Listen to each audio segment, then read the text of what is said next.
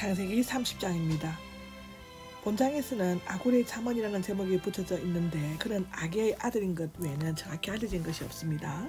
그는 솔로몬의 측근들 중 한 사람으로서 지혜와 시를 함께 읊었던 지혜자였을 것으로 추측됩니다. 또는 욥이나 발람처럼 이방인으로서 히브리 신앙을 알고 믿었던 존경받는 비유대인 교사였거나 또는 솔로몬의 또 다른 이름이었을 것으로 추정되기도 합니다. 그러나 중요한 것은 아굴이 어떤 사람이냐기보다는 그의 말이 잠언에 포함될 정도로 값지고 유익한 것이었다는 사실입니다. 그의 잠언에는 생활 속에서 지키고 기억해야 할 것들과 하나님 앞에서 철저히 낮아진 연약한 인간의 모습, 피조물에 관한 유익한 교훈들이 짤막하고 다양하게 나열되어 있습니다. 개인적인 관찰과 고백에 대해서 1절에서 9절에 기록되어져 있죠. 아굴은 먼저 거룩하시고 위대하신 하나님 앞에서 자신의 모습을 돌아보면서 사람으로서 갖추어야 할 능력과 지혜가 없음을 고백하고 있습니다. 또한 지혜자가 지닌 제약된 성향과 범죄의 가능성을 지적하면서 자신의 존재 가치를 추구하기 위해 하나님의 말씀에 전적으로 의존할 것을 교훈하고 있습니다. 하나님의 지혜의 절대 가치와 인간의 무지를 1절에서 4절에 기록하고 있는데요. 제한적이고 범죄한 인간은 근본적으로 전능하시고 무한하신 하나님을 도저히 알 수가 없으므로 저자는 지식을 얻으려고 열심히 노력했지만 모든 것을 통달하는 지혜를 배우지 못했을 뿐만 아니라 거룩하신 자를 아는 지식을 얻을 수가 없었다라고 기록하고 있습니다. 따라서 저자는 자신이 참된 존재와 그 속에 거하는 진리를 모두 깨달아 알 수 없는 보편적 인간에 불과하다는 사실을 겸손히 인정하고 탄식하고 있습니다. 그는 5개의 반어적 질문을 통해 창조자와 피조물을 대비시키고 거룩하신 자를 아는 지식을 소개하고 있죠. 첫째로는 하늘 위의 땅끝을 자유롭게 왕래하시며 통치하시고 섭리하시는 하나님의 우주 통치자 를 얘기하고 있습니다. 이것은 창세기 11장, 출애굽기 19장에 나옵니다. 두 번째, 바람의 방향과 강도를 자유자재로 움직이시는 바람의 지배자. 이것은 시편 135장, 전도서 1장 6절에도 나옵니다. 세 번째, 큰 옷 같은 구름에 물을 쌓여 수시로 땅 위에 비를 내리게 하시는 물의 통치자. 이것은 욥기 26장 8절, 시편 104장 6절에 나옵니다. 네 번째, 땅을 창조하시고 그 한계를 정하시고 지배하시는 땅의 통치자. 이것은 욥기 9장 5절에서 10절에 나옵니다. 그리고 다섯 번째, 신비롭고 미지의 세계에 속하는 하나님의 이름. 이와 같이 하나님의 오묘하신 섭리와 지혜 앞에서 있는 인간의 보잘것없는 씀을 토로하면서 저자는 하나님께 세상의 경외와 복종을 나타내고 있습니다. 하나님을 알 수는 있지만 이해할 수는 없다라고 욥기의 11장에 시편 104장에 나옵니다. 참된 지식의 근원인 하나님의 말씀을 통해 하나님을 알 수 있고 자신의 존재 가치를 추구하며 또한 그 말씀에 의지함으로써 죄로부터 보호함을 받게 된다고 합니다. 하나님의 말씀은 하나님의 속성과 능력을 온전히 인식해 해줄 뿐만 아니라 참된 지혜와 경건을 배울 수 있게 해줍니다. 시편 12장 6절을 디모데후서 3장 16절에도 나오죠. 한편 불완전한 사람이 하나님의 말씀을 가감하게 하는 것은 패역한 행위이므로 그에 대한 보응을 하나님께로부터 받게 된다라고 기록하고 있습니다. 하나님께 드리는 기도가 7절에서 9절에 기록되어져 있죠. 하나님을 영화롭게 하고 또 하나님께 범죄하지 않도록 하기 위해서 자신의 내부적 외부적 범죄의 요인들을 없애주기로 기도합니다. 첫째, 내부적으로 허위와 거짓말을 멀리하게 해달라고 기도했는데 그 이유는 세상을 사랑하게 되는 것이 육신과 정욕과 안목의 정욕과 이생의 자랑에서 비롯되기 때문입니다. 둘째는 외부적으로는 물질 문제를 위해 기도했는데 그 이유는 물질의 부인은 하나님을 부인하거나 잊게 하는 반면 가난은 남의 것을 도적질하여 하나님을 욕되게 할 가능성이 있기 때문입니다. 사실상 죄를 짓지 않으려는 것이 훨씬 더 중요하지만 죄를 짓게 하는 환경이나 가능성을 미리 피하는 것이 더욱 중요하다고 기록하고 있습니다.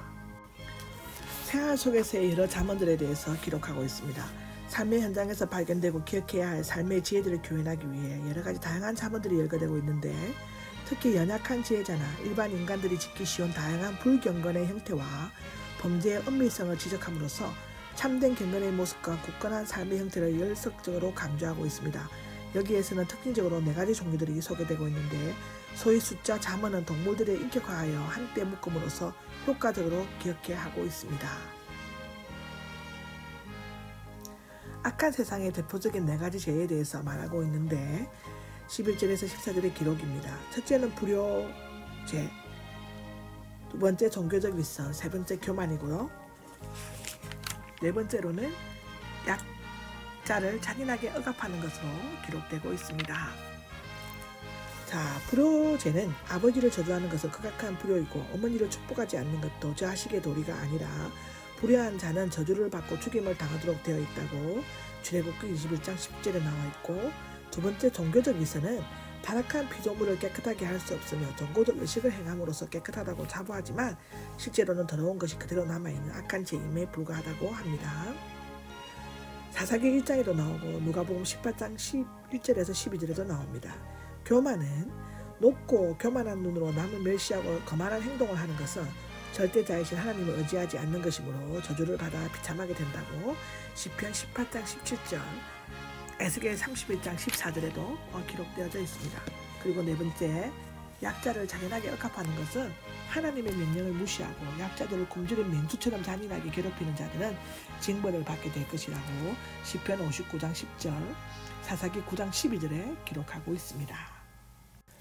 만족이 없는 것 네 가지에 대해서 15절에서 17절에 기록하는데, 네 가지는 거머리, 수올, 아이를 베지 못하는 태, 네 번째로는 물로 채울 수 없는 땅, 다섯 번째로는 불입니다. 그것에 대해서 설명하는데, 언급한 네 가지 중 탐욕과 불효의 어리석음과 해악성이 다시금 풍자되고 있습니다. 거머리는 피를 빨아먹고 사는데 그 두 딸은 계속 피를 빨아먹으면서도 만족하지 못하고 더 달라고 조른다 라고 기록하고 있고, 스올은 음보인데 사람이 끝없이 죽어 들어가기만 만족하지 못하는 것을 나타냅니다. 아이를 베지 못하는 태는 계속 남편과 잠자리를 같이 하지만 아이를 베지 못하고 계속 아이를 가지려고 한다고 하는 건데요. 창세기 30장 1절에 나옵니다. 이것은 현실의 삶 속에서 무한한 욕망을 의미합니다. 네 번째, 물로 채울 수 없는 땅은 팔레스타인의 땅들은 가뭄이 심해 오랫동안 메말라 있기 때문에 물을 많이 부어도 계속 땅속에 스며들어 채우지 못하는데, 이것은 그칠 줄 모르는 욕심을 나타낸다고 합니다. 골로새서 3장 5절에도 나옵니다. 다섯 번째, 불인데 불이 무엇이든지 태워버리는 것은 만족하지 못하고 계속되는 욕구를 나타낸다고 합니다. 17절은 독립구로서 10절에서 33절 중간에서 사파적인 역할을 합니다. 내용은 부모를 조롱하고 순종하지 않는 불효자식을 폭력에 의해 죽임을 당하고 그들은 시신을 장례되지 않고 까마귀나 독수리 등에 밥이 된다는 것입니다. 이것은 출애굽기 21장 17절에도 기록되어져 있습니다. 놀랍고도 이해하지 못하는 네 가지라고 하는데, 이 네 가지는 독수리가 날아다니지만 그 자치가 없는 것은 참 신기하죠. 뱀의 자치, 뱀이 바위 위를 기어다니지만 그 자치가 없는 것. 그리고 큰 배의 자치는 물 위로 떠가지만 그 자치가 없는 것이 신기하고, 네 번째, 남녀의 자치는 남자와 여자가 잠자리를 함께 했지만 그 자치가 없는 것이 신기하다. 그 음란한 여자가 음식을 먹고 나나 입이 씻듯이 나는 아무런 나쁜 짓도 하지 않았어 하고 자신의 죄를 감추는 것은 죄의 습성에 빠져 영적인 판단력을 잃고 자신의 죄를 부인하는 악마의 대표적 습성을 나타내고 있습니다. 견딜 수 없는 네 가지에 대해서 기록하고 있는데, 자기 분수를 모르고 교만하고 방자하게 행하는 자들의 어리석음과 세상적인 불합리를 소개하고 있습니다. 종이 왕이 된 것, 즉 자격이 없음에도 불구하고 지도자가 되는 경우를 말하는데요. 사회의 기본 체제를 파괴하고 분수를 뛰어넘는 일을 하는 것을 비하하고 있습니다. 미련한 자가 음식을 먹고 배부른 것은 당연한 노동의 대가 없이 많은 부를 얻게 되는 경우인데, 그렇게 되면 사람들이 노력하지 않거나 수단 방법을 가리지 않고 살려고 할 수 있습니다. 미움을 받는 여자가 시집간 것인데요. 미움을 받는 여자는 습관적으로 음행을 일삼아 음란한 여자를 의미하는데, 이런 여자가 정상적으로 시집을 간다는 것은 건전한 윤리의식의 붕괴됨을 의미합니다. 여종이 안주인의 자리를 이어받는다. 여주인을 몰아내고 그 자리를 차지하는 것은 부부간의 정상적인 관계와 상하간의 윤리질서가 무너지는 것을 의미합니다.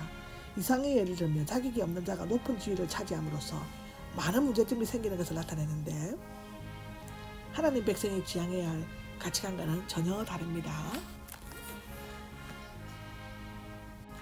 지혜로운 네 가지, 이것은 앞에 21절에서 23절에 언급한 세상을 진동시키고 세상으로 견딜 수 없게 만드는 네 가지와 다른 표현으로서 사람들이 보기에 매우 작고 보잘것없지만 지혜롭게 행동하는 네 가지 동물을 소개하고 있습니다.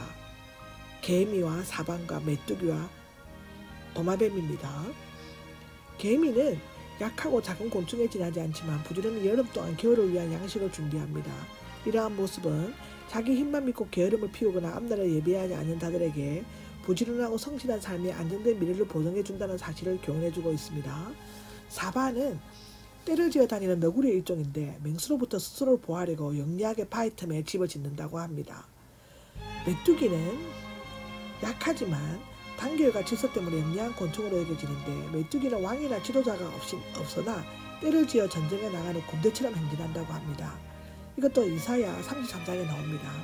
도마뱀은 작고 연약한 곤충이지만 빠르기 때문에 사람에게 잡히지 않고 지혜롭게 행동합니다. 이상의 4가지 작은 곤충들은 창조의 본성에 따라 지혜롭게 행한다는 것을 보여줌으로써 만물 중 어떤 이라는 인간으로 하여금 죄와 거짓에 빠지는 것을 자신을 원망케 하는 것임을 깨닫게 하고 있습니다. 발걸음이 당당하고 느긋하게 걸어다니는 그 4가지라고 기록하는데, 첫째는 사자, 둘째 수탉, 세 번째 순념소, 네 번째는 왕입니다. 지혜 있는 자의 자격과 왕같은 제사장의 성도의 위험 있는 기상을 4가지 동물을 비유를 통해 노래하고 있습니다. 여기에서 셋은 동물이고 하나는 왕입니다. 지혜자의 초점은 왕에게 있고 세 동물은 그의 위험을 설명하기 위한 것이라고 기록하고 있습니다. 사자는 맹수 중에 가장 강하며 아무 짐승 앞에서도 물러가지 않고 당당하게 맞서는 용감한 동물로서 왕의 위험 있는 자세가 본보기가 되지요. 수탉은 사냥개라고 표현하고 있습니다. 순념소는 수탉과 함께 당당하며 용감하며 앞으로 재빠르게 돌진하는 특성이 있고, 왕은 이 세상의 새 동물을 비유를 든 것은 왕의 절대적인 권력과 위험을 묘사한 것이라고 하는데요. 즉 왕은 사자처럼 용감하고 물러서지 않고 수탉처럼 앞장서서 문제를 잘 파악하며 또한 순념소처럼 앞으로 돌진하여 다른 사람을 보호한다는 것입니다. 이 3가지 요소가 잘 갖춰지게 될 때 지혜자는 다른 사람을 지도할 수 있는 위치에 서서 하나님의 지혜를 효과적으로 사용하여 백성을 안전하게 지키고 보호할 수 있을 것입니다. 결론은 지금까지의 4가지 숫자 잠언의 결론으로서 교만한 마음이 들어 스스로 높은 채하고 악한 길을 계획했으면 재빨리 이를 억제한가, 동시에 그 잘못을 행동을 위치고 그 길에서 떠나가는 것이 지혜로운 행동임을 교훈하고 있습니다. 또한 젖을 누리며 버터가 되고 코를 힘주어 비틀면 피가 나는 것처럼 사람이 흥분하여 노를 바라면 큰 다툼을 불러일으키게 되고, 그러므로 서로 감정이 격해졌을 때는 침착한 자세로 자신을 다스리고 상대방을 부드럽게 대하는 것이 큰 다툼과 피해를 사전에 막는 지혜로운 행동이 될 것이라고 기록하고 있습니다.